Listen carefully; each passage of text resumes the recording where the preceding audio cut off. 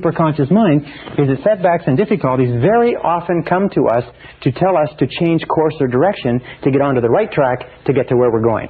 So instead of becoming frustrated or upset, let's look upon it as a great possibility and look into it for the advantage or benefit.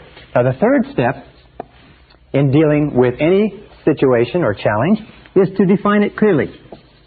Define it clearly. Now, I use this method, by the way, all the time. I just simply take any goal or difficulty that I have and I run it through this whole thing. And I run it down and I just go through the analysis and I always come out at the end with a solution. Define it clearly. Think on paper. Do it in writing. Think on paper. All successful people think on paper. Unsuccessful people don't think on paper. Why don't unsuccessful people think on paper? Because they're too lazy to think on paper. Think on paper. Write it down. Say, what is it that I'm worried about? What is the difficulty? What is the situation? And define it clearly. Remember we said before, a hallmark of genius is clarity. A hallmark of failure is fuzziness. Number 4 is ask yourself, what are all the possible causes? What are all the possible causes? The natural tendency in our impatient society is for us to, if we get to the point of defining the difficulty or the challenge, is to leap to a conclusion and say, let's do this. Instead, what a doctor does, for instance, is a doctor steps back and says, all right, you have this pain, you have this difficulty, you have this ailment that's being manifested in these symptoms. Now, let's look at what all the possible causes may be. What do you eat? What do you drink? What is your lifestyle like? What sort of stresses exist in your life? And so on. Sometimes you'll find that 50% of all of your difficulties can be resolved by defining them clearly. Another 25% of your difficulties can be resolved by determining the causes. Sometimes if you can determine what the causes are, then you say, well, if that's the cause, then you eliminate the cause, the situation is resolved.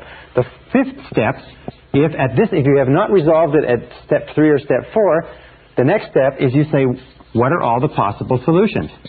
What are all the possible solutions? Now, not just the logical solutions, but go beyond that. If you come up with a solution very quickly that seems like the logical solution, then ask yourself, what if that didn't work? Then what else would we do? The Roger Von Oak says, always look for what is called the second right answer. Once you have one right answer, and you say, well, this looks like the answer to this difficulty, ask yourself, what is the second right answer? Very, very good exercise, because if the first solution doesn't work, you've already got a second solution already developed. So you ask, what are all the possible solutions? What is the solution? What's the opposite of the solution? What if we just did nothing? What if we did it twice as hard? What if we tried something else completely? What if we used lateral thinking? Instead of trying to dig this hole deeper, we went and dug another hole. What if we got out of this market completely? What if we got out of this job or this relationship completely? Rather than trying to solve the job or the relationship, what if we went somewhere else and started over? What would be the second right answer? Now, here's a critical point. From this point onward, once you've gotten to number 5, think and talk only about the solutions. Think and talk only about the solutions. You see, because of the law of concentration, because of the law of substitution, because of the law of attraction, what happens? Well, I'll tell you what happens. Most people talk about the problems all the time. They think about the problems, they worry about the problems, they vividly imagine the problems, they discuss the problems, and they have more and more and more problems. The law of substitution says if you think and talk about the problems, your mind is going to become preoccupied with negativity. The law of attraction says if you think and talk about the problems, you're going to attract more problems into your life. The law of correspondence says that the more you think and talk about problems, the more they preoccupy your mind, the more your external world is going to be characterized by problems. The difference between winners and losers, heroes and non-heroes, successes and failures is this, is that successful people, winners, are solution-oriented. They are solution-oriented. They think about the solutions. They talk about the solutions. They're always asking this question. Here is the big question. What do we do from here? What can we do from here? In other words, they are always future-oriented, always oriented toward the future. Losers are always oriented toward the past. Losers always want to know who did it, who's to blame, who's responsible, how do we cut our losses. The winner always looks forward and says, where do we go from here? What do we do from here? What's the solution from here? How can we improve this situation? How can we adjust, adapt, modify, and so on? Once you get here, the next step is pretty simple. Number 6 is make a decision. Make a decision. Now, any decision is better than no decision. 80% of all difficulties should be resolved, and the decision should be made at this step, at exactly the time that they come up. In other words, whenever you have a difficulty, now is the time to make 80% of your decisions. Indecision, by the way, indecisiveness is a major reason for failure. Indecisive people don't succeed in life. Being decisive is more important than being correct, because the more decisions that you make, the more feedback you get, the smarter you become, the more accurate your decisions become. The fewer decisions you make, the less feedback you get, the less learning takes place, the poorer a decision maker you become. So make a decision. Remember, 80% should be made right now, and the others can be made simply by saying, all right, I can't make the decision now, I need more information. I'll set a deadline, Thursday at noon, I'll make the decision no matter what information I have. Number 7, by the way, this is a great tension reliever. Great tension relievers make decisions. Indecisiveness is a major source of stress. Number 7 is assign responsibility. Assign responsibility. In other words, ask yourself this question. This is the big question. Who is going to do it? Who is going to do it? Very often people will go through this exercise, they'll make the decision, they'll be happy, they'll be elated, the stress and difficulty is gone, and then they all go back to work and they come back to a meeting 2 weeks later and nothing has been done because nobody has been assigned specific, and that's probably the word, assigned specific responsibility. Who is going to do what exactly? And that brings us to number 8, set a deadline. Say, I want this done by such and such a day. Well, let's agree that it's going to be done by such and such a day, Thursday, 12 o'clock noon, we will review it again. And of course, once you've set a deadline, number 9 is take action. Launch. You know, an interesting time management study I read recently says that 20% of the work, the first 20% usually accounts for 80% of the value of the job. If you can launch it, they say well begun is half done. And number 10 is inspect what you expect. Inspect what you expect. One of the most important rules of success in life is once you have made an agreement that something is going to be done, inspect it. Check on it. Control it. Monitor it. Keep in touch. I have a good friend that says that delegation is essential, but not abdication. Make a decision. Once you have assigned somebody, you've asked somebody to do it, keep in touch with them. If it's important enough for you to have it done by that deadline, it's important enough for you to follow up and check. All right, there's one final method of creative thinking which you can use with your husband or wife, with your coworkers, with your friends, with your associates. One of the most powerful methods ever developed. First written about by Alex Osborne in his book Applied Imagination in 1946, and it's called brainstorming. Now, brainstorming is terrific. And I won't write it all out on the board, but I'll just give you the description of what you have to do to be a good brainstormer. Number 1, the very best group for brainstorming is 4 to 7 people. Below 4, you're not getting the potential synergy. And above 7, the group starts to get a bit unwieldy. So 4 to 7 people sitting together in a spirit of harmony. Step number 2 is to clearly define the question. And the more simple and precise the question, and the more concrete the answers that you're looking for, the better the brainstorming exercise works. For instance, you could say in a sales organization, you wouldn't say, what can we do to increase sales? Because the question is very vague. It's fuzzy. Remember, clarity. What we would say is, what can we do to increase our sales by 20% over the next 90 days? Then everybody can bring their minds to bear on the question. Now, the third step with regard to brainstorming is time. The best period for brainstorming is between 15 and 45 minutes. 30 is ideal. So what you do is you say, we're going to brainstorm this question. What can we do to increase our sales by 20% over the next 90 days? And we're going to do it from 4:15 to 4:45. Next step is idea generation. Now, this is really critical. Instead of generating ideas and then evaluating them, what you do is this. And this is what Osborne found. He said what blocks brainstorming is that you have the idea generation process, and somebody comes up with an idea and somebody says, that wouldn't work, that's stupid, that's ridiculous, we tried that once before. And as soon as somebody says anything critical about an idea, everybody just shuts up. And so you sit there and everybody becomes a little bit hesitant. Why? It's because when you criticize an idea, you trigger the deep down fear of rejection that goes back to early childhood. So what you do is you divide. You have idea evaluation, this section, and idea generation separated by a wall of time, so that you put time between the two. And here you go for quantity of ideas. So in a 30-minute session, say 30 minutes, you say, let's see how many ideas we can generate focused on how we can increase our sales by 20% over the next 90 days. And over here, you can take more time, and here you go for quality. Now, what is the role of the leader? In a brainstorming session, the leader is not to dominate. The leader is to stimulate. A good business person, by the way, will bring their staff or their associates in on a regular basis to stimulate them into brainstorming, at least once per week. But don't dominate the conversation. Record all answers. Record all answers. Very often, somebody will come up with an answer in a brainstorming session which will be a superconscious solution. The superconscious solution may be so excellent that even the person who came up with it and the people at the brainstorming session are not aware that it is a brilliant breakthrough, but when you take the ideas and evaluate them later, or somebody else looks at the ideas, they may say, that's what we're looking for. This is exactly right. So with regard to creative thinking, remember this. Let me repeat. That intelligence is a way of acting. That you can function at least twice the intelligence you're currently using by doing what geniuses do. Be clear about what you want. Concentrate single-mindedly on the goal, the problem, the situation, or the outcome you desire. Keep an open mind. Be flexible and look at all possibilities. And then use systematic methods of problem solving like we've discussed. Try any one of these methods. Use them on a regular and systematic basis, and I can guarantee you, you will be astonished at how smart you really are. This is the end of Side 2.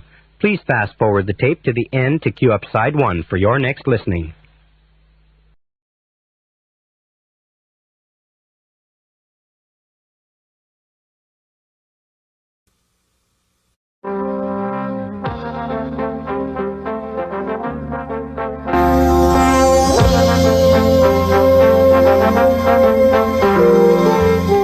Brian Tracy presenta el Seminario Fénix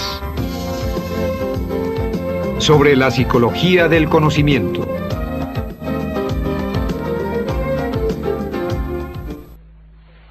Session 24, Developing a Success Personality. The great steel magnate, Andrew Carnegie, who accumulated a fortune of over $500 million at the beginning of this century, starting as a penniless immigrant, once said that I will pay more for the ability to get along with others than for any other single skill. And today, in our society, your ability to get along with other people, your social intelligence, is the most valuable, most precious single asset that you have. Not only in terms of your career, not only in terms of your marriage and your relationships, but in terms of your own mental well-being. In this session, we're going to talk about developing a success personality. We're going to talk about developing the quintessence of mental health, which is a positive personality, a positive mental attitude, the kind of person that everybody likes to be around, the kind of person who is welcome everywhere. We said very early in this seminar that 85% of everything that you ever accomplish in life will be as a direct result of how well you get along with other people. That today, even the biggest companies in America are hiring on the basis of personality and attitude rather than on the basis of grades, proficiency, skills, and experience. Why?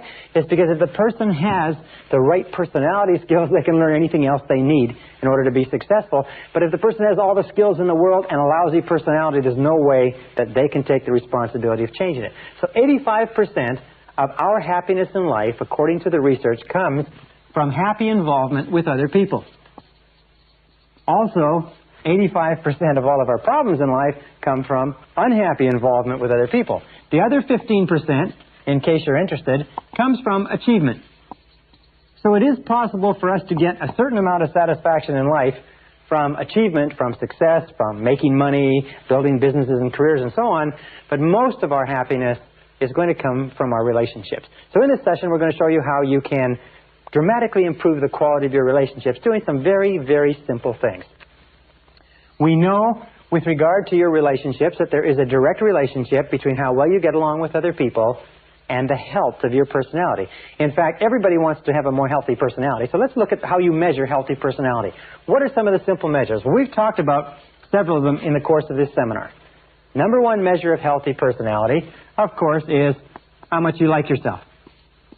How much you like yourself is the core of your personality. People who like themselves a lot have very healthy personalities.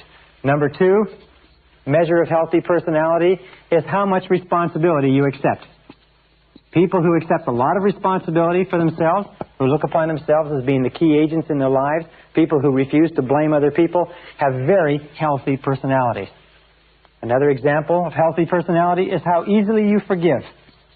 One of the things that we know is there's a direct relationship, one-to-one relationship, between how freely you forgive and forget when somebody hurts you and how healthy your personality is. Number 4 measure of healthy personality is what is called positive expectations. The degree to which you look for the good in everything and everybody around you. People who have a propensity to look for the good are truly healthy people. And the 4th measure, or the 5th measure of healthy personality is what we're talking about today, is how well you get along with others. How well you get along with others. As a matter of fact, you really cannot have a healthy personality in isolation of your relationships with other human beings. Wonderfully enough, there is a law of reciprocity in this, is that the more you like yourself, the more you like others. The more responsibility you accept, the better you get along with them. The more you freely forgive and forget and refuse to hold grudges, the more it improves the quality of your relationships. The more you look for the good in people and situations, the better you get along with yourself and them. And the better you get along with other people, surprise, surprise, the more you like yourself. So it's a wonderful series of reciprocal relationships. And this brings us to an important law, one of the last laws we'll talk about, probably the last. It's called the law of indirect effort. And the law of indirect effort simply says that in our relationships with other people, we have a tendency to get the things that we want indirectly faster than directly. Now, I can give you a very simple example. If you try to go after things directly in your relationships, often you'll be frustrated, often you'll be humiliated, you'll be embarrassed, and so on. Let me give you a couple of examples. For instance, if you want to impress other people, okay? If you want to impress other people, have you ever tried to impress someone else? Somebody you thought was important or valuable and you tried to impress them? If you ever try to impress someone else, what you end up doing is exactly the opposite. But the way that you impress other people is simply this, is be impressed by them. Be impressed by them. If you want other people to be interested in you, what is the way, using the law of indirect effort, what is the way that you get people to be interested in you? Is, of course, be interested in them. If you want people to like you, what's the best way? It's to like them. If you want people to respect you, what is the best way? It's to respect them. In every case, this law of indirect effort works in building our human relationships. One final point. We've talked about some of the mental laws, and I'd like to just refer you to 3. One is the law of sowing and reaping. The law of sowing and reaping says the quality of your relationships, what you are reaping in your relationships at any given moment, is a result of what you have sown in those relationships. What you are getting in your relationships has very little to do with the other person or with fate or with background or nature.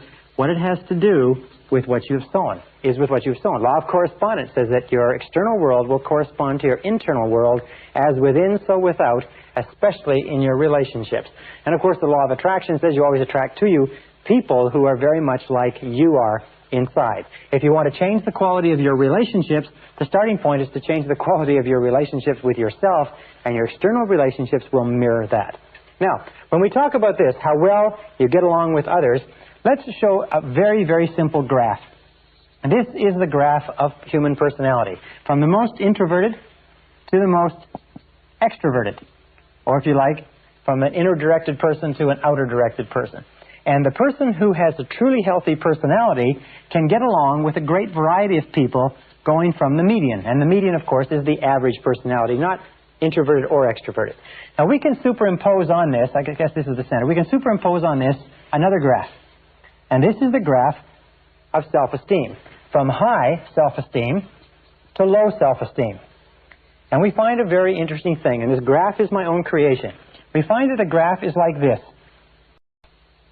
That if you have a low level of self-esteem, say down here, you don't particularly like yourself, or you have feelings of inferiority or negativity, then the number of people that you can get along with will be limited to people who are pretty much in the middle of the spectrum. People who have, if you might call them, very easy to get along with, neutral, bland personalities. However, as you go up the ladder of self-esteem, as you like and respect and accept yourself more and more, the number of people that you can get along with expands. As your level of self-esteem goes up, you can get along with more and more people across this spectrum, if you like. And as you get to the point where you have high levels of self-esteem and self-acceptance, you find you can get along with almost anybody that you meet. And since, of course, the great business of life is getting along with as many people as possible, because the more people you can get along with, the more opportunities you have to live an interesting, fascinating, exciting life. Wonderful thing is, as your self-esteem goes up by working on yourself, the quality of your relationships with others expands. So what is the key to raising your own self-esteem? Wonderfully enough, because of the law of reciprocity, every single thing that you do that raises the self-esteem of someone else raises your own self-esteem at the same time. That means you cannot do anything genuinely kind or generous to raise the self-esteem of other people without raising your own at the same time. If you want to have a truly healthy personality, then you use the law of reversibility. The law of reversibility, in one of its applications, is simply this, is that everything that you do to boost the self-esteem of others boosts your self-esteem simultaneously. And so what we're going to look at in the rest of this session are what are some of the things that you can do to raise the self-esteem of other people and simultaneously raise your own so that you become a healthier personality. And by the way, there's a direct relationship between happy involvement with other people and long life, health, energy, vitality, resistance to disease, longevity, and everything else. And the key to raising the self-esteem of others is to make others feel important. Make others feel important. This is and always has been the key to successful human relationships. Mary Kay Ash has a beautiful little analogy. She says she imagines that every person she meets has a sign around their neck that says, "Make me feel important." Every person she meets has this sign that says, "Make me feel important," and what she does is she responds to that sign. Make others feel important. Treat others well, make them feel important, and surprisingly enough, you will feel important too. The reciprocal principle works. Now, how do we make others feel important? Number one, top of the list, is eliminate destructive criticism. Eliminate destructive criticism. There is nothing that causes a person's self-esteem to go down faster than destructive criticism. Remember, it is destructive criticism in childhood that sets us up for fears of failure, fears of rejection, feelings of inferiority, inadequacy, undeservingness, guilt, and everything else. And most of us are still struggling to get over those feelings because of the inadvertent remarks and comments that our parents made to us when we were young. So eliminate destructive criticism. Never criticize anybody because it devalues them. It kicks the chair out from underneath their self-esteem. It makes them feel terrible. Just doing that, making that one change in your life, eliminating destructive criticism, will make you a far more attractive person than you can possibly imagine if you have a tendency toward criticism. Number two is be agreeable. Be agreeable. Be agreeable, that means don't argue. I remember when I was a young man, I was very fast-mouthed, if you like, and I used to win arguments. I used to win any argument. I would do my reading, I would do my research, and I would be excellent. I got to the point where nobody could beat me in an argument. And you know something? I also got to the point where I didn't have anybody to argue with. I got to the point where nobody wanted to talk to me. Nobody wanted to have anything to do with me. I never got invited to anybody's house. People wouldn't play with me at school because I was always arguing, and even though I was winning, I was losing. So don't argue. And a way that you avoid arguing is a very, very simple technique. It's this. It is try first to understand. Rather than to be understood, use this law of indirect effort and try first to understand the other person's point of view. What is it that causes the other person to think and feel the way they do? If you disagree with them, the natural tendency of the immature personality is to try to overwhelm the other person with argument. However, the tendency of the mature personality is to take the time to try to understand why the other person thinks and feels the way they do. It could very well be that their reasoning is superior to yours. At the very least, there's a beautiful line that says, "A man convinced against his will is of the same opinion still." One of the most important principles in the development of human personality is the principle of non-resistance. The principle of non-resistance was if you like, brought to a head by Mahatma Gandhi in India this year, or in this century, when he was able, if you like, to defeat the entire British Empire and take India out of the empire and put it under home rule simply by a process of non-resistance. Jesus said in the Bible, he said, in the New Testament, he said, agree with thine adversary quickly. Now, there's several reasons for this. The number one reason is the very best way to keep a positive mind, to be enthusiastic, to be liked and to like other people is not to get into arguments with them. To do everything possible to avoid an argument. When I first got married, I found that the natural tendency for people when they live together is to get into arguments because you disagree about times and things and so on. But I also found a very neat little thing that has served me well, and that is to agree quickly. If when you see an argument coming, back off from it, agree, and try to see the other person's point of view. The place to start with being agreeable and refusing to criticize is where? Of course, it's at home. The interesting thing is, and Emmett Fox says it beautifully, he says, if you must be rude to strangers, but save your company manners for your family. Naturally, we have a tendency to go out and be very polite to people that we've never seen before and will never see again, and then we come home and we criticize and complain and argue with the people that we love the most. All right, the third principle in making other people feel important, now you don't criticize, now you don't argue, you've now a pleasant, positive personality. The third thing is acceptance. The third behavior. Now, acceptance satisfies one of the deepest of all subconscious cravings. Remember, when we come into the world, what we want more than anything else is to be accepted by our parents, to be unconditionally loved and approved of and accepted by our parents. And when we grow up as adults, we still need that love and approval. And the way that we convey acceptance is very simply this: smile. Whenever you smile at another person, you convey acceptance. As a matter of fact, work in interpersonal psychology and interpersonal dynamics suggests that when two people meet for the first time, and every subsequent time, the very first thing that takes place is a relationship of acceptance or non-acceptance occurs. It's conveyed by body language, by facial expressions, by tone of voice, but until that relationship is established, no other communication takes place. And you can trigger that relationship just simply by smiling and unconditionally accepting another person, no matter who they are. Step number 4 is appreciation. Appreciation, like acceptance, whenever you engage in any kind of appreciation, you raise the self-esteem of the other person. When you smile, by the way, some interesting research seems to suggest that when you smile, not only do you cause the other person to feel positive, but the effort of smiling actually triggers endorphins in the brain and gives you a generalized sense of well-being. And they say even an insincere smile is better than a sincere frown. So smile. Force yourself to smile, and you will find that you can act your way into feeling like smiling just by making a habit of smiling at other people. With regard to appreciation, how do we express appreciation? We use the word thank you over and over again. Saying thank you to your spouse, saying thank you to your children, saying thank you to your coworkers and your subordinates, saying thank you to people in restaurants, saying thank you on a regular basis when you feel it. Expressing gratitude raises people's self-esteem like the mercury in a thermometer on a hot day. And you'll find that the most powerful men and women, the most successful men and women, tend to be very gracious and they tend to be very courteous.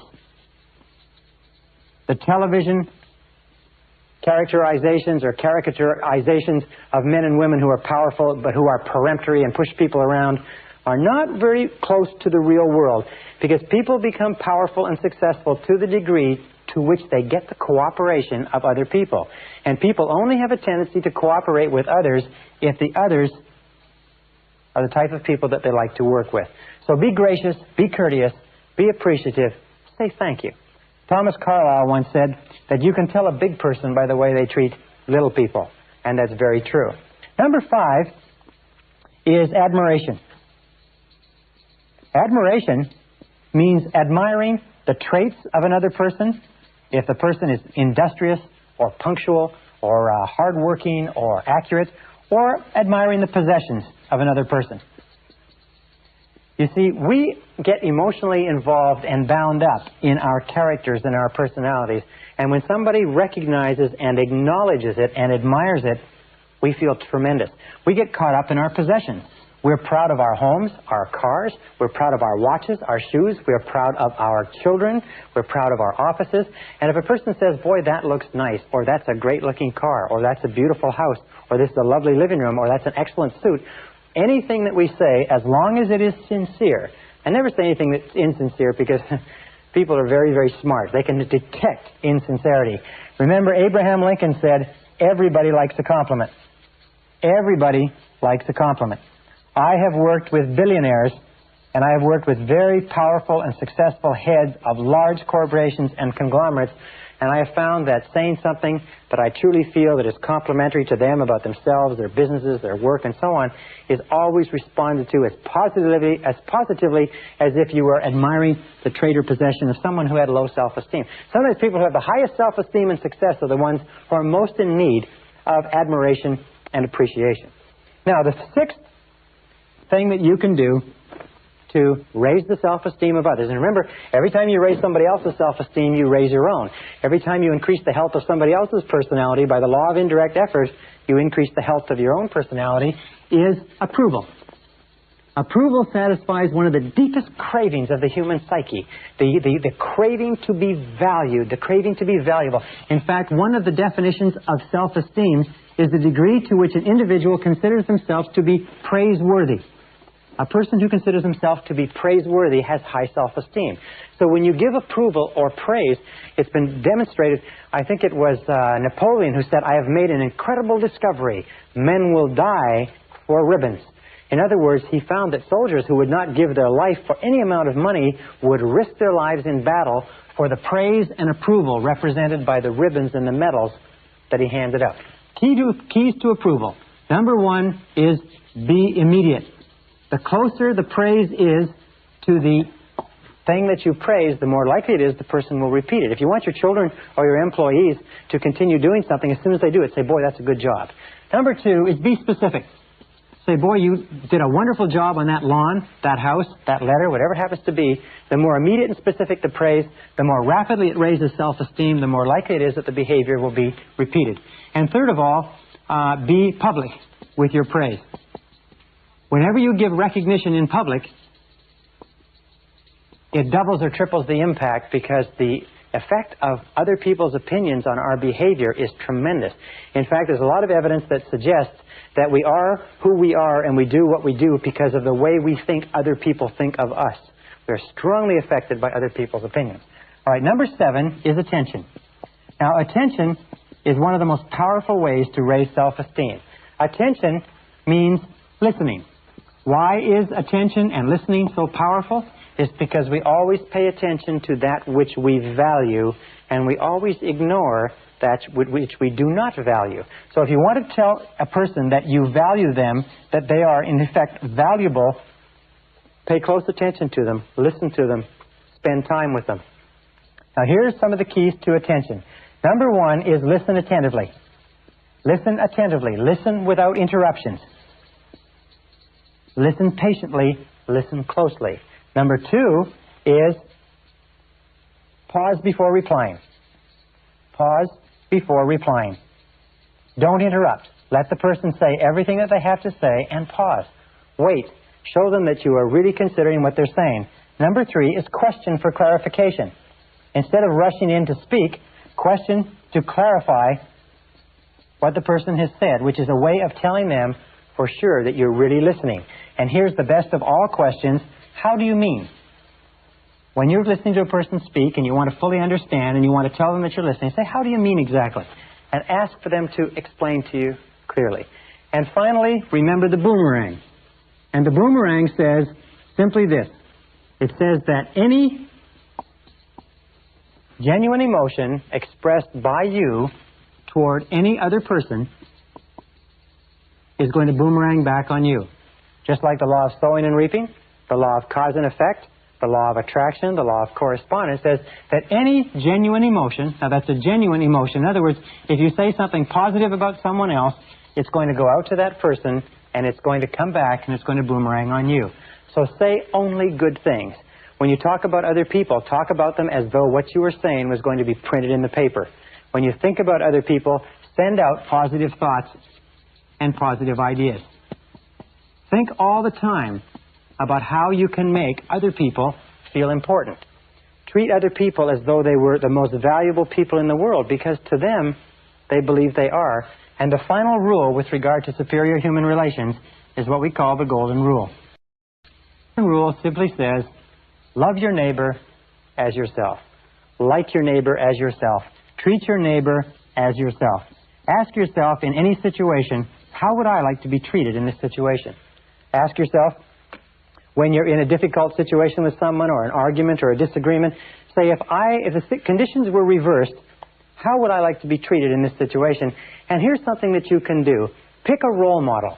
Pick the person that you admire more than anybody else in the world in terms of their personality.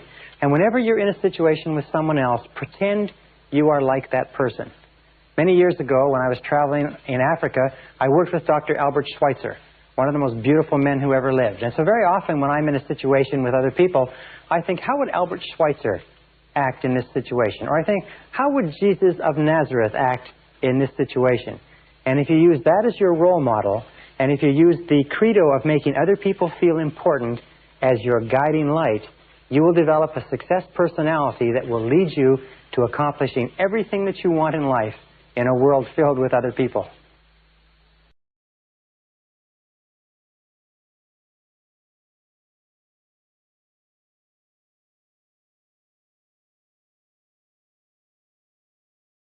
Session 25, Building Superior Relationships. One of the oldest cliches is that, be it ever so humble, there's no place like home. Benjamin Disraeli, the great Prime Minister of England, once said that no success in public life can compensate for failure in the home. And when we started this seminar several sessions ago, we talked about the importance of the power of love, and that how you and I as human beings are love-tropic organisms, that everything that we do is either to get love or to compensate for the lack of love. And there's no place where this is more important than in the quality of the intimate relationships that we form with other people. In fact, one of the measures of mental health, according to Abraham Maslow, is your ability to enter into long-term, intimate, loving relationships with other members of the human race. And I want to talk in this session about some of the things that might help you, which have helped me to enjoy a higher quality of loving relationships with your mate or your spouse or the person that is most important to you. First of all, let's talk about the idea of what makes a relationship successful. And I think that there are 6 keys that make a relationship successful. 6 keys to successful relationships. Let me explain them to you one at a time. Number 1 is, of course, similarities attract. Similarities attract. Similarities attract in almost all areas, but especially in the areas of values, in the areas of attitudes toward the critical things like children, like money. Do you know that? And like sex. For instance, that arguments over money are not one of the number 1 reasons why marriages break down, young marriages break down, and probably older marriages too. Arguments over sex are number 2. Arguments over leisure time, what we're going to do when we're not working, are the number 3 reason why relationships break down. So similarities are very, very important. It's sort of like when you meet the person who is right for you, there will be a chemistry. They call it a right chemistry. It feels good.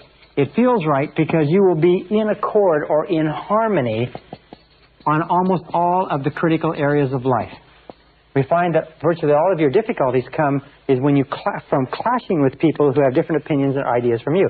Now, with regard to similarities, the most important part of you as a human being is your self-concept, your central belief system. And your central belief system with regard to your relationship to the world is summarized in your values. What you think is right, what you think is wrong, what you think is good, what you think is unacceptable. Your values are very important, and any clash with your values in life will be destructive to your mental health. Outside your values, you have your mental life. These are your ideas, they may be your political opinions, they may have to do with philosophy and so on. They're not as important as your values because they change far more readily. Outside that, you have your emotional life or your emotional temperament. You'll find that people with similar emotional temperaments seem to get along the best. And finally, on the outer ring, the least important is the physical. Is the physical attraction or physical similarity or physical comparisons. However, there's a lot of research that shows that people tend to marry people who look very similar to themselves. That the highest form of flattery is marriage, that we tend to be attracted to people who have facial features very similar to our own. That's why they say when people grow older, they start to look like each other. Well, if they examine the wedding photographs, they find that they started off looking like each other, and that's why they look like each other more when they grow older. Number 2 key to successful relationships is that opposites attract. Opposites attract. But opposites attract in only one area, and this is important, and that's in temperament. You see, nature requires balance in all things, yin and yang, active and passive. So nature requires that there be a balance in temperament. An extroverted person will be most compatible with an introverted person. 2 people who are equally introverted or extroverted will be most compatible. But here's a very simple test for relationships. Male or female, male, female, female. It's what we call the conversation test. In any conversation between 2 people who are temperamentally suited, there will be the entire period of time allocated for conversation will be full of easy conversation plus about 10% of easy silences. So that if each person will have an opportunity to talk all they want to talk, and each person will have an opportunity to listen all they want to listen, and there will be 10% of comfortable silences. Now, you may have a person who gets all their talking done in 30% of the time. And you may have another person who gets all their talking done in 60% of the time with that 10% gap, and these people will be very compatible. However, where you have problems in relationships is you have people who only like to talk 30% on the one side, and a person who only likes to talk 30% on the other side, so you have big gaps of uncomfortable silence where neither has anything to say. Or the other example is where you have 2 people, each of whom have to talk 70% of the time, so you have a big clash over airtime. There's always a clash over who's going to be able to speak the most, and you'll find that this relationship will be incompatible too.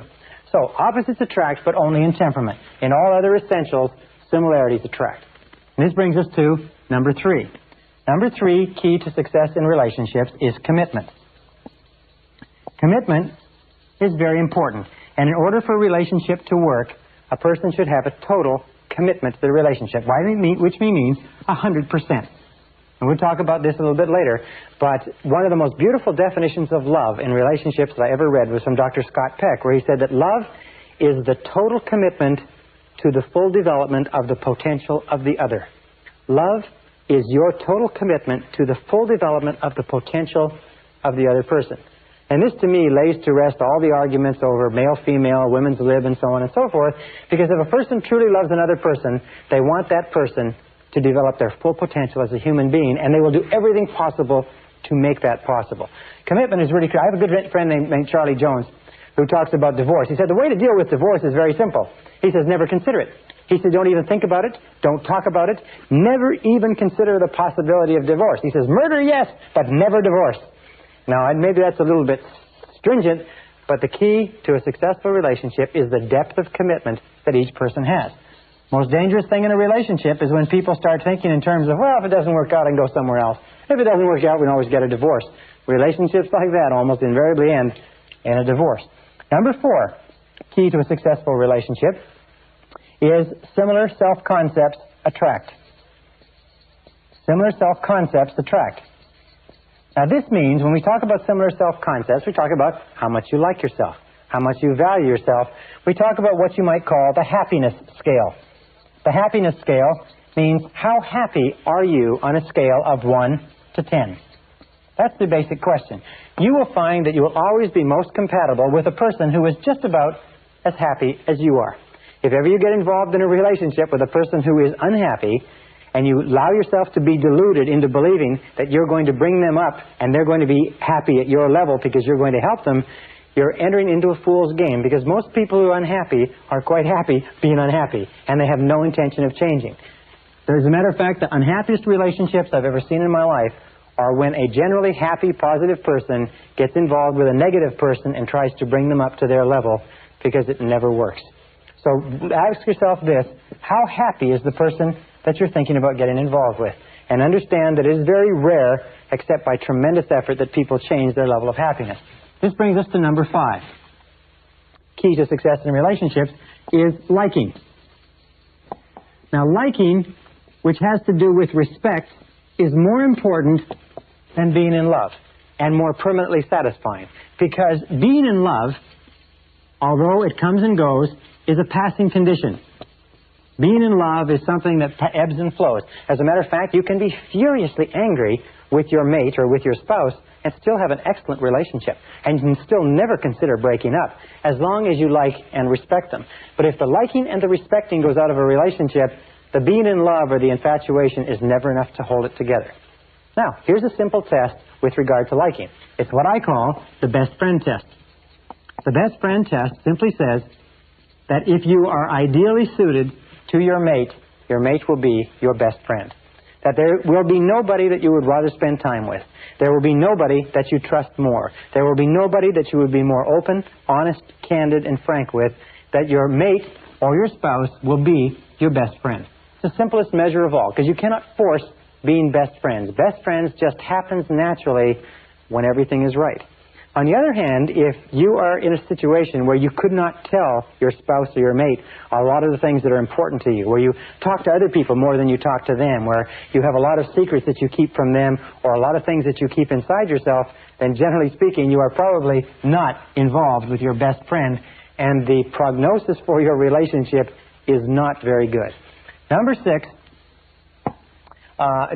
requirement for happiness in relationships is communications. Now, communications, or communicating back and forth in a relationship, is the elixir that keeps a relationship alive. Without it, a relationship dies. Without it, the relationship has no possibility. And good communications in a relationship not only require speaking and listening, not only require trying to understand, give and take, but they require time. And they require a high quality and a high quantity of time. Very important, quality and quantity of time. What my wife and I do on a regular basis is we will go on a trip. And sometimes we'll go on a trip to a place that takes 3 or 4 hours, and we'll leave the children with a housekeeper or someone else, and we will drive in that car, no radio, no tapes, for 3 or 4 hours and just talk.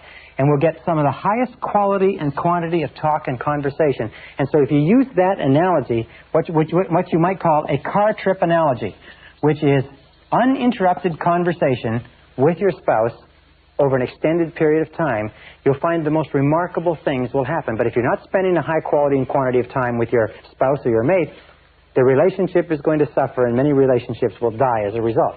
Now, 2 critical points with regard to this, from my point of view as a man. Number 1 is, remember that men are not mind readers. One of the hardest things for women to understand is that men are not mind readers.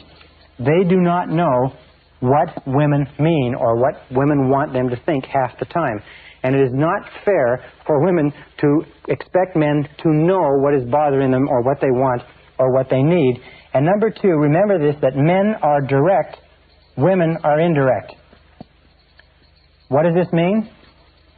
Well, if a man and a woman are driving down the street and the woman is thirsty, she might say, as they pass a McDonald's, she might say, "Honey, are you thirsty?" And he'll say, "Nope," and keep on driving. What she was trying to say was that she was thirsty, why don't they stop? Now, the man, on the other hand, if he saw the McDonald's and was thirsty, he said, "I'm thirsty, let's stop." So women tend to be indirect, and they get really angry when men don't understand what they were trying to say. So one of the best things that you can do in communications is be a little bit more direct. Be a little bit more clear, a little bit more specific.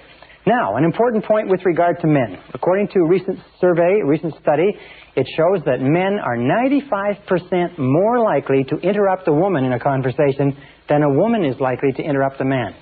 And one of the best things that you can do in a relationship, you men out there, is take time to listen to your spouses. One of the gentlemen who went through my seminar said the most valuable thing he got from this part on human relations was when you go home at night, before you, the man, the direct person, the extrovert, starts telling your woman all about everything that went on during the course of the day, ask her how her day has been. Ask her how her day has unfolded. What has happened to her? How are things going with her? Try doing that as a discipline, and you'll be literally astonished at what it will do for your relationship. And then listen without interruption. Listen and pause before replying. Listen and ask questions for clarification. Listen and give positive feedback. All right. Now let's talk about some of the problems in relationships.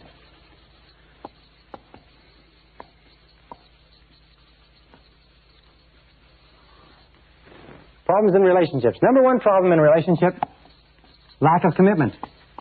Now, lack of commitment is amazingly common because we live in a society today where it is considered clever to protect yourself by not making too deep a commitment to anybody.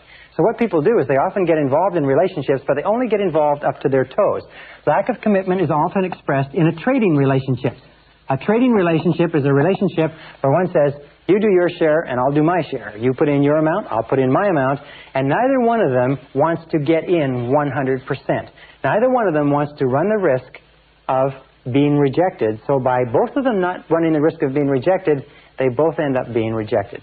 And the key to resolving this, as I said before, is for each individually to make a 100% commitment to this relationship and say that no matter what happens, I will never leave this relationship. Make that decision to get in. Either get in or get out. Now, if you feel that you can't make the commitment, that will tell you something that's very important for you to know. If your spouse feels that he or she can't make the commitment, or mate feels that he or she can't make the commitment, that will tell them something too. But in either case, either get in or get out. And it will relieve an enormous amount of tension and stress in a relationship. Now, number two is trying to change the other, or expecting the other to change. You see, when we try to change another person, you know what we're saying? We're saying, in effect, that you're not good enough the way you are. You don't come up to my standards. How many times do people enter into marriages with one or the other saying, well, I'll change him or her as time goes on. They'll shape up more into the model that I desire or I approve of. Whenever you try to change another person, and why do we try to change another person? We keep disapproving of the person they are and the things that they do. We keep asking them to be different. We want them to be more of this or less of that. Now, that great American philosopher, Flip Wilson, had a wonderful expression which he used to cover this. And it's simply this. He says, what you seize is what you get. Don't enter into a relationship with the intention of changing the other person. Because what you seize is what you get. People don't change unless they intensely desire to change and are willing to practice some of the things we talked about in this seminar. However, if you just stop trying to change the other person and accept them unconditionally, with unconditional love, acceptance, and approval, often they will bend over backwards to change for you. But there's something within every human being that resists being changed by another person. Number three cause of problems or in relationships is jealousy. Now, jealousy has to do with the fear of failure. Where does jealousy come from? It comes from deep down inside. We don't feel that we're good enough. It comes from this old feeling of low self-esteem. I'm not good enough. This is something, by the way, that is rooted in our inferiority complex. Alfred Adler, the great psychologist, the disciple of Freud, said that the natural human condition is that of feeling inferior. The reason for that is because we grow up as children in a world of giants where we are made to feel inferior because we're so small. And as adults, we are continually struggling against this inferiority complex. This feeling that I'm not good enough leads to feelings of jealousy. The feeling is that that other person could never love me unconditionally. Therefore, I'm not safe. I'm not okay in this relationship. And the way that you get over this feeling of jealousy is work on your own self-concept and say over and over again, I like myself. I like myself, or I love myself. Because the more you boost your own self-esteem, remember there's an inverse relationship between these fears and how much you like yourself. The more you like yourself, the more your self-esteem goes up, the more your fears of jealousy, fears of rejection, fears of loss of love, and so on go down. So be alert to jealousy, and remember though, it has nothing to do with the other person. It has only to do with the person experiencing it. And I'll say one more thing, is that it is not clever to make somebody feel jealous. It is not smart, it is not clever, it is not fashionable. It is just an unkind and cruel thing to do, especially if it is successful. Now, number 4 is self-pity. Where does self-pity come from? Well, there's several sources. Almost invariably, self-pity comes from having had a parent who was very good at self-pity. So what we did is we imitated the parent. As we grow up, we find opportunities to experience self-pity ourselves. Self-pity is also rooted in low self-esteem. It's not liking ourselves very much. Now, what is the solution for self-pity? Very simply this, is get busy. Get busy. People who are busy, people who are working on something that's important, people who have a worthwhile purpose in life do not experience self-pity. It is only people who are going around in circles, drifting, waiting for someone else, and so on. So you can overcome self-pity simply by working on your self-concept and set some goals. Set clear, specific goals and get going on them. Remember the law of substitution. It says you can't feel sorry for yourself. You can't even feel jealous. You can't even feel angry if you're busy working on goals that are important to you. Conscious mind can only hold one thought at a time, positive or negative. And then we come to number 6. Number 6 is a major reason which sort of summarizes everything that we've talked about up to now as a major problem in relationships, and it is called incompatibility. Incompatibility means that you and the other person are not compatible. Now this is very, very hard for us to accept because of fears of rejection and failure. We often stay in relationships long past the point where it's clear that we no longer have anything in common. And we do that for a variety of different reasons. One, we do that because we don't want people to think that we have failed. Another reason that we do it is that it's our comfort zone and we don't want to go through all the difficulty of separating. But what happens is this. When two people meet, they're like two dinner plates. And what they have is they have areas where they're separate. Here's the man, here's the woman. They have areas where they're separate and different, and they have areas that they have in common. Now, as a relationship develops, sometimes these areas grow. And so when they finally get married, they find that they have an enormous amount in common, and sometimes they have areas out here that they have which are separate. As the French say, vive la différence. Or, long live the difference between men and women. However, especially in our 20s, as we grow and evolve and change rapidly, what can happen is that we can grow apart. And we can reach the point where the man and the woman now have a great gap between them. They have very little in common. How can you tell when incompatibility is set into a relationship?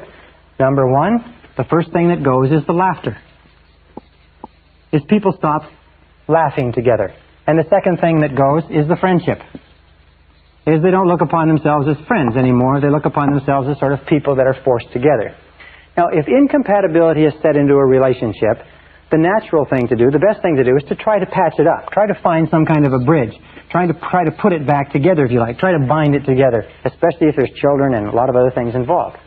However, please understand this. If incompatibility has developed, and incompatibility is the rule, you have to go through dozens and dozens of men or members of the opposite sex before you ever find one that you can settle down with.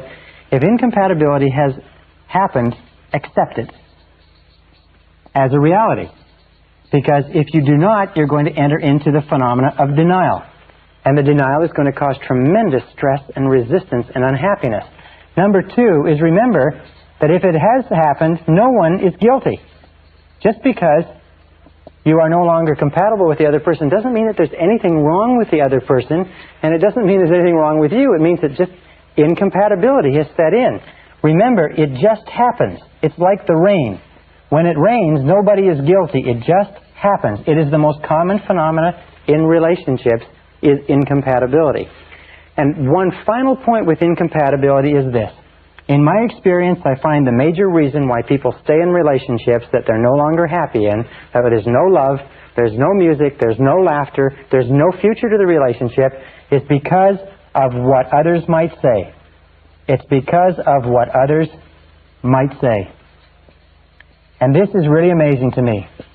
Because whenever I speak to people, and I've been in the same situation, I've never been through a marriage that didn't work out, but I was a bachelor for 35 years, and so I've been through relationships that didn't work out, and I've been amazed at how much social pressure there is created in our own minds to stay in a relationship that we don't enjoy because we think others will disapprove of us. We think that others will be upset. We think that others will be saddened.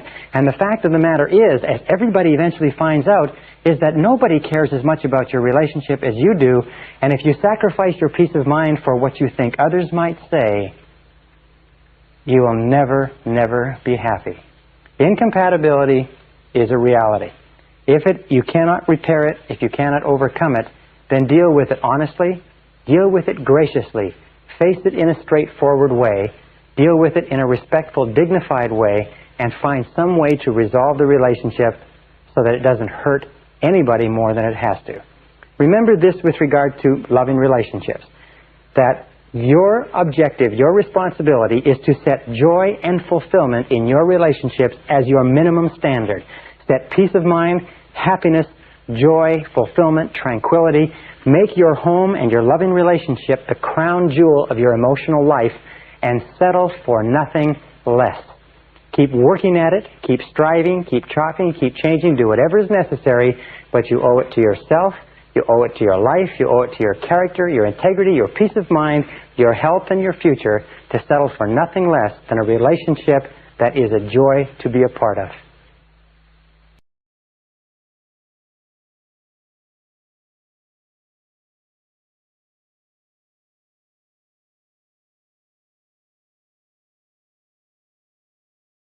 Session 26, How to Raise Super Kids.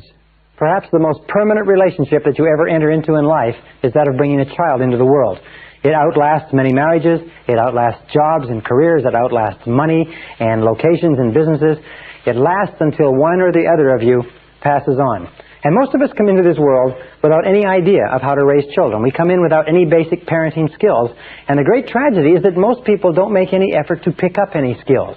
It's possible today for you to learn so much about how to raise happy, healthy, self-confident, wonderful, loving, vibrant, fulfilled children. There's so much information available on it, and you know that about 80 to 90% of parents never bother to buy a book on the subject or consult an expert or even seek advice except from their mother-in-law or from the person in the backyard. Very important. Today, in this session, we're going to talk about how to raise super kids, and I'm going to give you some key ideas that you can use. And I have 3 kids who I think are super kids. I have Christina, who's 7, I have Michael, who's 5, and I have little David, who's 1 year old. And these kids are just great. And everything that I'm going to tell you, we use on them 7 days a week. And I can promise you this, the law of sowing and reaping is true with children. What you sow in your children, you reap in your children. Everything that you put into your children, you're going to get out, positive or negative. But if you put good into your children, the wonderful thing is that they will blossom like flowers. So this starts us off with a basic question. What is the role of parenting? What is the key role of parenting? The answer to that question, in my estimation, is very simple. The role of parenting, most important job that we enter into, the role of parenting is to nurture children. That's all. The role of parenting is to nurture children until they're 18 years of age, until they reach the age of maturity, and to build high self-esteem in those children. To build high self-esteem. In my estimation, this is the key role of being a parent. Nothing else is significant or important next to the building of self-esteem. Why is that? Because if you can raise a child to the age of 18 where they love themselves, they respect themselves, they unconditionally accept themselves, they consider themselves to be valuable and worthwhile and important young people, they're self-reliant, self-responsible, and capable of making their own decisions, then no matter what life can throw at them in the years to follow, you set them off on a solid, rock-hard psychological foundation, and they can make their own way and make a wonderful life for themselves and other people. If, however, you give children everything else in the world, but you leave them without this self-esteem, if you leave them without this self-confidence, without this belief in themselves, without this conviction that they can do whatever is necessary to be successful, if you leave them anything except self-esteem, to that degree, you have not succeeded as a parent. So raising children and building high self-esteem in children becomes the organizing principle of parenting. The organizing principle means that you continually ask, knowing that everything counts, you continually ask, does this build self-esteem in my child? Is this situation, is this issue, is my response contributing toward building and nurturing this little human being that's been entrusted to me, or is it not? With Christina, my first child, wonderful little girl, I've explained to her at a very early age that she came to me, as Khalil Gibran explains in his book, The Prophet, she came to Barbara and I from God. And that our job is to take care of her and to love her until she grows up. And that she doesn't belong to us, and we don't own her, and our job is not to shape her the way we want her to be shaped. Our job is to nurture her and discipline her and train her and give her every opportunity to grow and expand and develop. But our job is just to take care of her until she grows up. And she understands that very clearly, that we are there to nurture her and to build high self-esteem, and that she came from God. And she thinks of herself as being really, really special, because surprise, surprise, none of her friends have been told that. So these are the organizing principles that we use with our children. Now, no parent is perfect. Parents make mistakes, parents get tired, parents get irritable, parents shout at their kids, parents spank their kids and punish their kids. But generally speaking, if we use the organizing principle of building high self-esteem in our children, these are the things to remember. Number one is destructive criticism is extremely painful to a child. Destructive criticism sets children up for a lifetime of inferiority complex, low self-esteem, fears of failure and rejection. So never use destructive criticism on your children. Never run your children down. Never use destructive criticism on your children. Instead, do everything possible to build them up. That doesn't mean that you don't discipline them. It doesn't mean that you don't control them.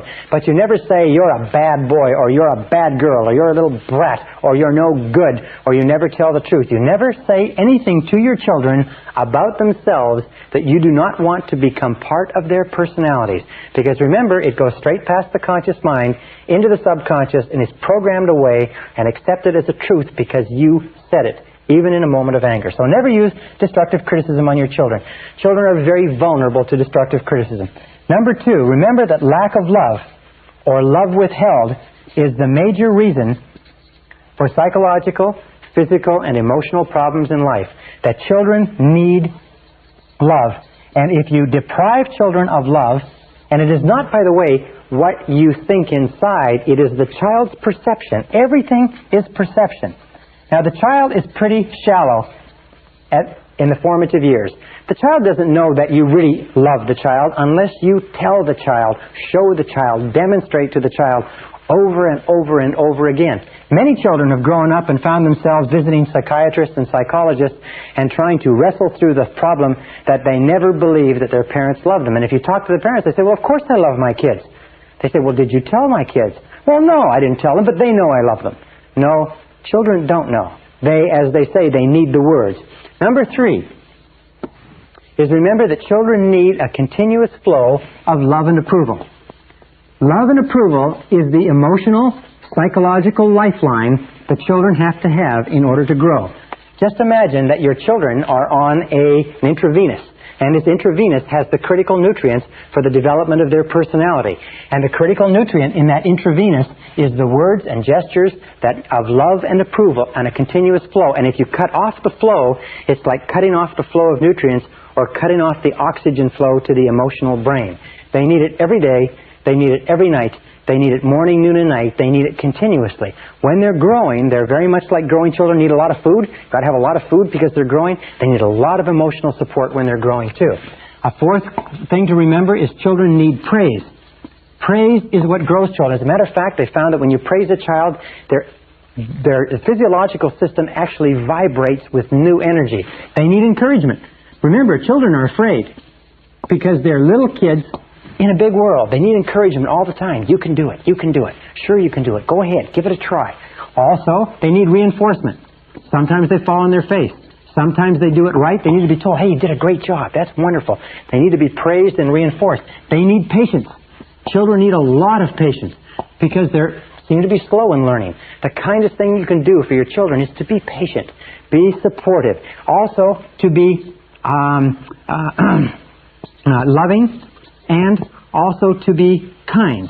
Children need an enormous amount of kindness, and they need caring. They need tenderness. They need gentleness. They need, especially though, they need patience when they are the least patient. When they are the most exasperating is when they need the most patience from you, the most kindness, the most understanding, the most compassion. Now, the fifth point here is to tell your children you love them every day. Tell them you love them every day. I have been surprised. Tell them you love them every day. How many parents don't tell their children that they love them? They say, well, a kid knows I love them. I've had arguments. They say, well, they know I love them. I don't have to tell them. The fact is that kids need to know. And the reason, of course, that we don't is why? It's because our parents never told us that they loved us. If we grew up in a household where our parents never said, I love you, and I care for you, and I wish the very best for you, and they never gave us praise and encouragement, we'll grow up being very uncomfortable. But I'll tell you this, that if you'll tell your kids you love them on a regular basis, they'll tell you back, and they will teach you how to love. So learn to use the words over and over again. Now here's 4 behaviors that parents can use to tell their children that they really love them. Behavior number 1 is the greatest gift that a parent can give to a child. It's called unconditional love. Make sure that the child knows that you love them 100%, no matter what they do, no matter what happens, that nothing in the world can ever stop you from loving them 100%. It's absolutely critical. With my little girl and my little boy, I have a little game with them that I play with them called the love game. And I ask them, how much do I love you? And we go through a game and they say, well, this much? I say, come on now. I say, this much? Come on. I say, this much? And finally they say, this much. And I say, well, what about when I shout at you? They say, well, you still love me this much. I say, what about when I put you in your bedroom? They say, you still love us this much. I say, what about when I shout at you and put you in your bedroom and make you stand in the corner? They say, you still love us this much, Daddy, because no matter what we do, you love us all the time. Now, that's the very kindest thing that you can ever convince your kids of. I do this to condition them. I do this because I want it driven so down deep into their subconscious mind that they are so totally loved that they can go throughout their life as little kids growing up and never, never, never question that their mommy and daddy really love them. Remember, the phenomenon of conditional love is what breeds the fear of rejection, what breeds feelings of inferiority and insecurity. Children, by the way, who are not brought up with enough love in their formative years develop what is called a deficiency need, and they spend the rest of their lives like Demosthenes with his lamp looking for an honest man. They spend the rest of their lives looking for the love that they were deprived of in childhood. Be very alert to that. You cannot give a child too much love in the formative years. You cannot love a child too much. You can give them buckets and buckets and buckets of love. Give them all the love they can absorb. So number 2 way that you show your love is with eye contact. Children have emotional fuel tanks, and they drink in the love of their parents through their parents' eyes. And when you look at your child with love and you say, I love you very much, the child just feels wonderful all over. So say, I love you, but look them in the eye. Do you know that most parents only look their children in the eye when they're scolding them? That most children grow up today with a very distinct uneasiness about direct eye contact from adults. That in our society, direct eye contact is considered a sign of hostility because so many of us have grown up with our parents only looking at us when they're scolding us, and when they're speaking nicely to us, sometimes they just watch the television or read the paper. So look the child right in the eye. The third is physical contact. Remember, children are very emotional and very visceral. They're very physical, and they need physical contact. They need to be hugged. They need to be kissed. They need to be embraced. They need to be patted. They need to be carried. And every single time that you hold your child with warmth and love, starting from infancy all the way up to when they become grown-ups, and you pat them on the back or put your arm around them or pat them on the head, physical contact, as it says in the song, touch my hair when you pass my chair, little things mean a lot. Contact with your children is one of the ways that you tell them that you love them. Now, interestingly enough, in studies that were done in the late 40s, they found that infants who were not held in hospitals and embraced while they were being fed actually began to atrophy, shrivel up, stop taking nutrition, and many of them died of a disease called marasmus, where they lacked that physical warmth and contact. So physical contact is absolutely essential to a child's healthy well-being. And number 4 is focused attention. By the way, it's interesting, many fathers have this idea that if you give a child too much hugging, a male child, a boy, too much hugging, too much kissing at an early age, you'll make them a sissy. In fact, it's exactly the opposite. The more hugging, the more kissing, the more physical contact that a little boy has with his mother and father, and especially his father, the more masculine, the more self-assured, the more self-confident he grows up. The less he gets, the more insecure, the more angry, the more stressed he is. So remember that you can't give a child, male or female, too much physical contact. And focused attention means that you spend time with the child every day, just you and the child, walking, talking, listening, no television, no newspaper, no one else, just a few minutes a day that tells the child that the child is really valuable. You see, children whose parents don't spend time with them alone are convinced that the reason mommy and daddy is not doing it is because there's something wrong with me. They don't know that the parents are busy or doing something else. They just feel that there's something defective about them, and that's why the parents don't spend the time with them. So be very careful. It's the perception of the child, not the reality. All right, now the next, number 6, is positive expectations. Positive expectations were found by Dr. David McClelland of Harvard University to be one of the best single determinants of peak performance as a young person. Positive expectations of the child by the parent causes the child to do everything possible to grow up and fulfill the parent's expectations. As a matter of fact, he found that there were two things. One was a democratic household. That in a democratic household, where the child was expected to contribute his or her opinion at an early age, and in a household where the parent said, in effect, I believe in you. No matter what you do, I believe in you. I believe you're going to do well. That these two factors alone led children to becoming high achievers in their teens and in their early 20s, sometimes 10, 20 years ahead of children who were not brought up in democratic households, where their opinions were solicited and valued, and where their parents expressed negative expectations. Like, remember, you've heard many times, kid works hard, comes home with 5 A's and a B. First thing the parent says is, what's this B? Not, look how great the A's are, but what's the B? What this does is it completely demoralizes the child. So positive expectations are critical to the growth of a healthy personality. Number 7 is teach your children to say, I like myself, from an early age. Teach your children to say, I like myself, from an early age. I like myself. I like myself. I like myself. You see, high self-concept children, high self-esteem children like themselves too much to get into trouble at school. They get better grades. They're more popular. They're better liked by their schoolmates and by their teachers. They have much less a tendency to use drugs. They have much more resistance to peer pressure. They don't get into trouble. They don't vandalize. So teach your children to say, I like myself. I like myself. I like myself. With our children, we taught them as soon as they could talk to say, I like myself and I love myself. I love myself. I love myself. And they stand in front of the mirror and they look in the mirror and they say, I love myself. I love myself. And they act like they love themselves. People come up to us on the street and they say, and this is great, they say to us, those kids aren't afraid of anything. Those kids aren't afraid of anything. And that was our great desire. After we came from very negative childhoods and very destructively critical parents, we wanted our kids to grow up not to be afraid. So these are the things that you do, the 7 key things to cause your children to grow up and feel terrific about themselves. Now, this brings us to an important point. Many parents who have been through our course at this point and earlier in the course feel very guilty and uneasy. They feel a little bit tense because they know they've shouted at their kids, they've been critical of their kids, they've hurt their kids are sometimes having personality problems, their kids having problems with grades, schools, friends, their kids have low self-esteem or feelings of inferiority, and the parents are uneasy and tense because they realize that they've done to their children what their parents did to them. And now they're looking at they are reaping the harvest, if you like. They're looking at their children and they realize that what your children are is more a result of what you have done and said to them than any other reason.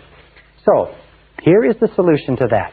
Absolutely amazing. It is possible for you to undo the past with this very simple technique. First thing you do when you go home from this course is you gather your children around you.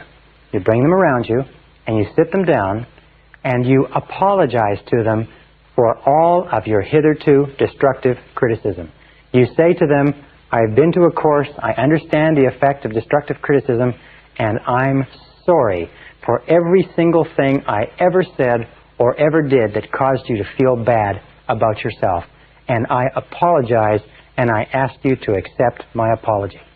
Now, this is the most incredible thing that a parent can do for a child, because children want to love their parents, and they want their parents to love them. But it is the destructive criticism that builds a wall of distrust and fear and insecurity. And when you as the parent, and only you can do it, when you as the parent apologize and say, I'm sorry, will you accept my apology? The children feel suddenly liberated, like a great weight has been removed from them. Now, why do you do this? Well, because the purpose is for you to accept 100% responsibility for everything guilt-producing that you've ever done or said to them. Accept 100% responsibility and say, I am responsible, I'm sorry, I apologize. Will you accept my apology? And your children will be absolutely amazed. We've seen children whose entire lives have been transformed. 15, 16-year-old children in reformatories and boys' or girls' homes, problem children that have been in trouble for years literally transformed overnight in personality. I had a couple of parents go through this course not long ago, and they went home and they had a 16-year-old daughter, and there was no communication. She was withdrawn, she was shy, she did not talk to the parents, and their parents went home and sat her down and apologized to her. They realized that they'd been complaining and complaining and complaining. Do you know the average parent in America complains and criticizes their child 8 times for every 1 time they praise the child? 8 times, 8 psychological lashes across the developing psyche or emotions of that child. They realized they'd gotten into a habit of criticizing and complaining. They went home and they apologized, and they said she came down to breakfast the next day and she was transformed. They said she was like a nightingale. She was happy, she was laughing, she was extroverted. She and her mother became tremendous friends. That she and her mother and her father began going out for dinner. I mean, it was just like a miracle. I saw a family once where the father had raised 10 children. He'd come from a negatively, destructively critical environment, and he had been destructively critical of all his children. Many of them had serious marital problems. Some of them had serious psychological problems, problems with their spouses. The oldest one was over 30. The youngest one was 14. At the end of the seminar, they're all in there, all the children, all the spouses, the father and mother. At the end of the seminar, he got up in the room and turned around and went from child to child and said, "I apologize. Will you forgive me?" And as he went to each child broke down in tears and started crying. And by the time that circle had been made, everybody in the room was crying. It was absolutely phenomenal. And the family literally transformed overnight. Then the next thing you do, so logical, so obvious, promise never to do it again. Promise never to do it again. Why? To make sure that it's clear, and then finally, give them permission to remind you when you forget. Give them permission to remind you when you forget. Because you will forget, or when you slip from time to time. And let them say, "Daddy, is that destructive criticism?" Or "Mommy, is that destructive criticism?" And you say, "Yes, it is. You're right. I apologize." You will find that if you make it a game to abolish destructive criticism, this is your goal in your household. Do not allow destructive criticism in your household. Abolish destructive criticism. Do not allow anybody in your household to destructively criticize anybody else. Make it absolutely clear that you can argue, you can fight, you can disagree. All families do that. But nobody is allowed to devalue or run down the other person. Make it a game and make sure that you catch each other and get it to the point where a person says, "Is that destructive criticism?" Or a person can say, "I don't accept that." And if you've made a mistake, you back off and you say, "I'm sorry." Now, with my little kids, I learned this idea before my kids came along. With my little kids, what I said to them is, "Do you forgive me? I'm sorry, I apologize, do you forgive me?" And now sometimes we'll have an argument, or I'll send them to their bedrooms, and Michael will come to me, and he came to me the other day, and he said, "Daddy," he said, "I forgive you for sending me to my bedroom." And it was the cutest thing you could imagine. And I said, "Michael, I'm sorry. Thank you very much. I apologize." And if you apologize all the time, you keep the decks open. Now, one final point that I don't want to forget is this, is that in order to apologize to your children, you've got to get your ego out of the way, and you have to put the mental health of your children ahead of anything else. When you apologize, it takes courage and character for you to apologize. It takes courage and character. It takes tremendous strength for an adult to apologize to a child. But when you lead by example, you build courage and character in your children. Do you know how many people spend half of their life trying to avoid admitting, "I was wrong, I made a mistake"? When you demonstrate courage and character to your children by saying, "I'm sorry, I made a mistake. We don't use destructive criticism in this house," you demonstrate to them that they too can demonstrate courage and character. They too can say, "I'm sorry, I was wrong, I made a mistake." They too can apologize when they say or do something that hurts someone else. And setting that example for your children, you set them off on a foundation of high self-esteem, of high self-value, and enables them to spend their entire lives realizing their potential rather than compensating for their deficiencies. It is the kindest thing that you can do for a child, and I hope you do it for yours.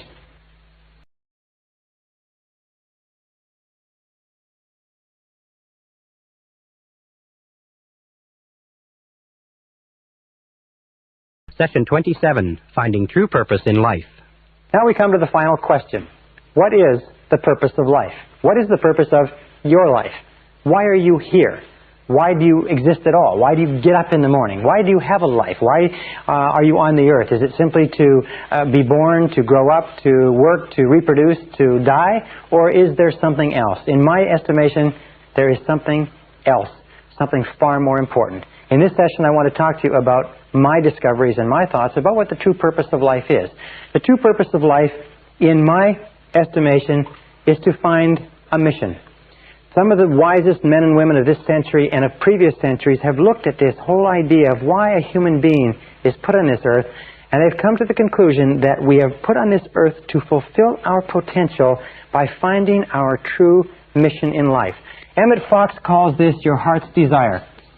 What is your heart's desire? Your heart's desire is something that is placed deep down inside you, maybe even before you're born. And it's something that calls to you and sings to you and lures you on throughout your life.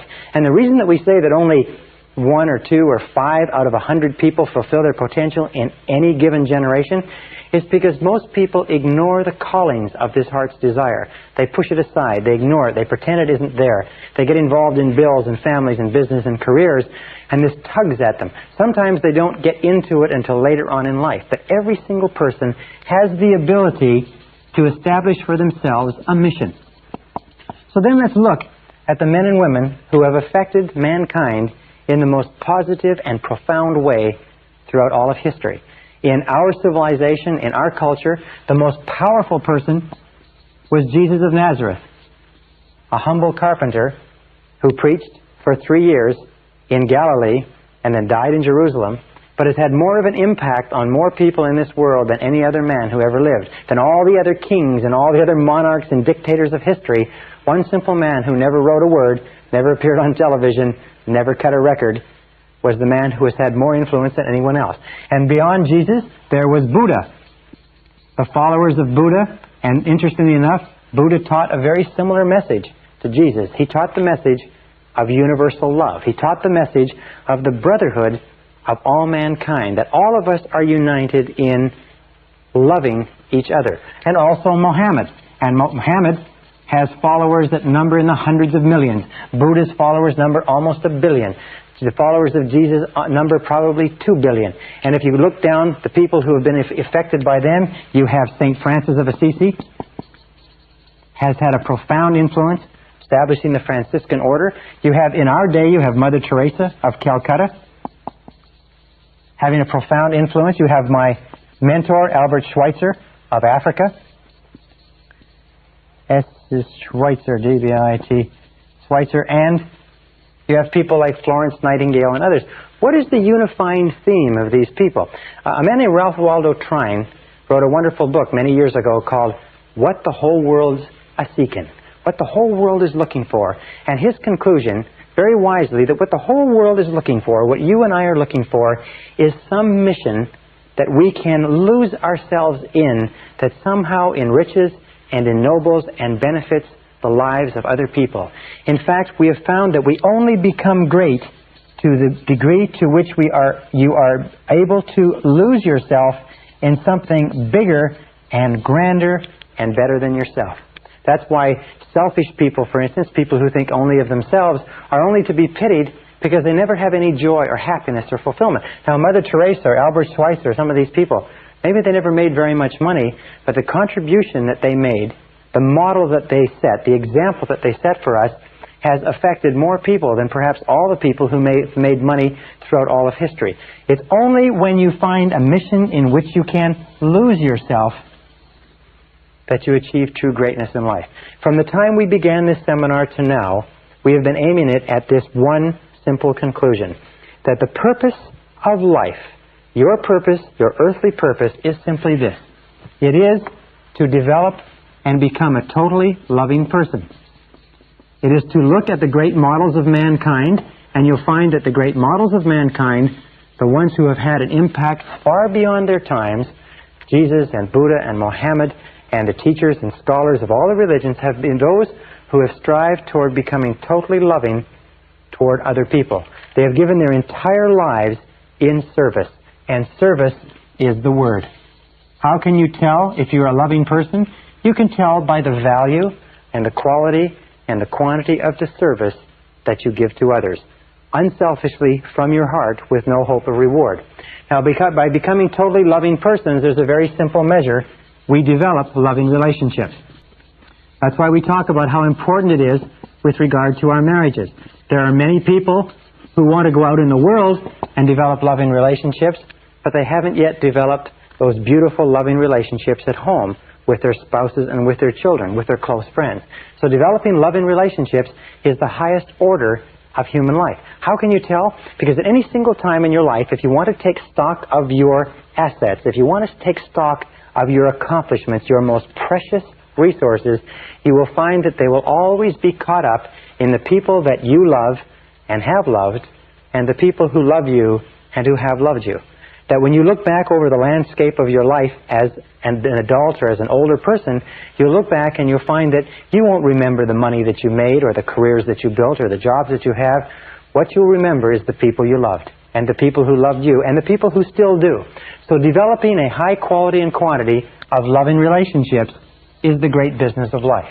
The people like Jesus and Buddha and Mohammed and St. Francis and others of this day and previous days are men and women who committed their lives to serving others, and they did it because they had this tremendous love to give away to mankind. Now, how do you become a totally loving person? It's not that complicated. It's not easy, but it is simple. Number one is accept yourself unconditionally. Accept yourself as a valuable and worthwhile human being. Don't be the type of person who doesn't feel that they're good enough. Just accept yourself unconditionally. Recognize that you were put here on this earth for a specific purpose, a valuable purpose, that God doesn't make anybody extra, then God don't make no junk, that there is nobody on this earth that is here for no reason. Everybody has a purpose, and your purpose is to find your purpose. Your purpose is to find your mission, the place where you can make a significant contribution. The second part of becoming a totally loving person is to accept total responsibility for everything that you are and everything that you become. Accept total responsibility, which means no blaming, no excuses. Just get on with it. Number three is learn to forgive. Again, the key to the kingdom of heaven is forgiveness. The key to the kingdom of heaven, the key to all spiritual development, the straight gate is forgiveness. The ability to freely forgive other people. No grudges. No anger. No frustration. No grudges. Just let go of all grievances against you. That's why it says in the Lord's Prayer, it says, and forgive us our sins as we forgive those who have sinned against us. Number four is feed your mind with loving thoughts. Feed your mind with loving, positive thoughts. Don't feed your mind with mental candy. Don't feed your mind with mental junk. Feed your mind with the kind of thoughts that are consistent with you becoming the very best person that you can possibly be. Number five is set noble goals and work toward them. Set noble goals and ideals to be the guiding lights of your life. Noble ideals and values. Say to yourself, are these the values, are these the goals, are these the ideals of the very best person that you could possibly be? Number six is take good care of your body. Take good care of your body. Remember, the body is the temple of the soul. Take good care of your body. Put into it good food. Give it good exercise. Give it good rest. Give it good nutrition. Take good care of your body. And number seven, practice the golden rule. Practice the golden rule in that practice kindness, patience, tolerance more than anything else. Tolerance of the diversity and difference of other people toward others. Love, understanding, compassion. Remember, everybody in the world is carrying a heavy load. Now, as you practice these principles, you will start to become a more and more loving person. As you practice these principles, you will find yourself drawn almost inevitably, almost inexorably, you'll find yourself drawn toward your mission. You'll find yourself drawn toward the area of service. Now, believe me, one of the best areas of service in the whole world is the business world, because our free enterprise system is based on serving other human beings. But you can serve other people in any profession, in any capacity. You'll have an opportunity to give and to increase the quality and quantity of your service to others, to enhance and enrich and uplift the lives of other people. Remember, you're put on this earth to do something for other people. The measure of how well you're doing as a human being is very simply this, is that you only have love to the degree to which you express love to others. You only have love to the degree to which you express love to others. In other words, you do not have love in isolation of other human beings. You cannot say, I am a loving person, without having loving relationships as the proof, if you like. You can only have love to the degree to which you feel love for other persons. So the more you express love to other people, and that's why we are given families, and that's why we are given intimate relationships, and that's why children are sent to us to teach us to develop our breadth and depth and capacity for love in such a way that we could never learn otherwise. So we express love to others, and then once you develop love for yourself by accepting yourself unconditionally, practice giving your love away. Practice giving your love away. You see, an interesting thing about love is that love only grows by sharing. That love only grows by sharing. You cannot have any more love than you have right at this moment in your life, except to the degree to which you give it away to other people. So love only grows by sharing. Now, the wonderful thing is that the more you give away, the more you have. The more you give love away, the more you have. So the more you give, the more you have to give. The less you give, the less you have to give. This is where the law, the more you give, the more you have. You can never give it away.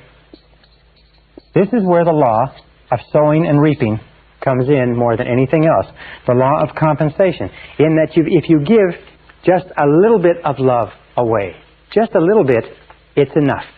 Because that alone will cause a flow to start coming back to you. If you give a little bit more, more will come back to you until you get onto the upward spiral of life.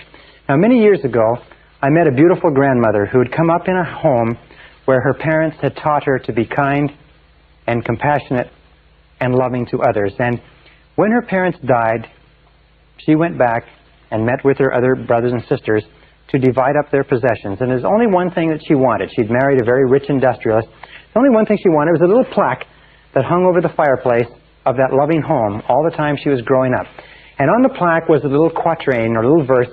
And when she told it to me, I wrote it down, and I'll share it with you. And it said this. It said, only one life that soon is past. Only what's done with love will last. Only one life that soon is past. Only what's done with love will last. Now, if you understand that, you realize if you look back over your life, you'll find that only the things that you did with love have lasted. Only the things that were done with love have had any lasting value. And if you use that as your guiding, organizing principle in life, that only what's done with love will last, you will start to move and evolve more surely toward the stars. The opposite of love is fear. The opposite of fear is love. If fear is the great obstacle that holds us back from fulfilling our potential, love is the great doorway that kicks open all the possibilities of the universe for us. And if you will practice this, first of all, learn to love and accept yourself unconditionally. You are valuable. You are a valuable and worthwhile human being. No matter what happens, you are still a valuable and worthwhile human being. Love yourself unconditionally. Accept full responsibility for your life. Freely forgive others. Look for the best. Take care of yourself. Work on goals that are worthy of you. Set a mission that is challenging for you. And practice giving your love away to others. And you will develop more surely toward the stars. I wish you luck. I wish you success. I wish you love. Thank you very much. This is the end of Side 2. Please fast forward the tape to the end to cue up Side 1 for your next listening.